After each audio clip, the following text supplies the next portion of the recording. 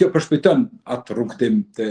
integrimit tonë në NATO. Një mesazh i qartë i partneritetit tonë me të ngushtë me aleatët, pra me NATO dhe aleatët partnerë tjerë. Është një nder dhe një privilegj që i është dhënë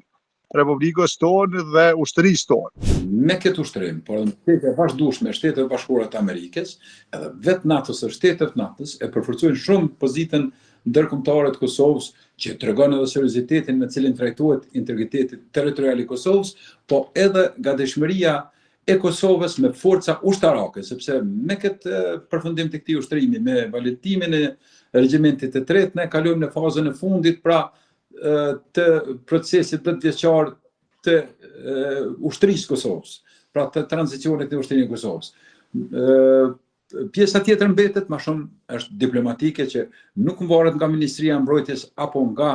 ushtria, ato që kanë varen pra nga aspekti ushtarak, si në aspektin operacional apo edhe të Ministrisë së Mbrojtjes, pra kjo dëshmon se ne jemi të gatshëm edhe kjo përshpejton atë rrugtim të integrimit tonë në NATO. Ky ushtrim përfaqëson jo vetëm një mundësi për rritje profesionale për forcën e sigurisë Kosovës, po gjithashtu është një mesazh i qartë i partneritetit tonë me të ngushtë me aleatët, pra me NATO dhe aleatët partnerë tjerë, edhe për kushtimin e demonstron edhe për kushtimin e Kosovës ndaj paqes dhe sigurisë në rajon. Vazhdimi, pra që është e rëndësishme me siguri kemi dëgjuar nga media që tash këtë vit me këtë ushtrim bëhet edhe validimi i regjimentit tretë, që është një arritje madhore që na ofron edhe më shumë drejt integrimit plot me strukturat atlantike. Edhe domethënë tjetër për sigurinë kombëtare, pra edhe mesazhi për rajonin është që pjesëmarrja e Kosovës në këtë ushtrim as madh, edhe me rolin as të rëndësishëm që ju ka dhënë Kosovës pra në këtë ushtrim, ka domethënë edhe rëndësi shumë të madhe për sigurinë kombëtare. Angazhimi aktiv i FSK-s për krah trupave të NATO-s edhe të aleatëve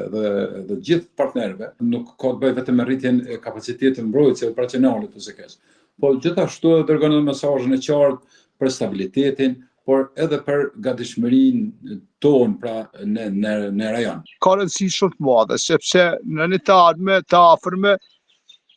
ose parasysh kapacitetet e forcës që janë duke u zhvilluar me një ritëm jashtëzakonisht mirë,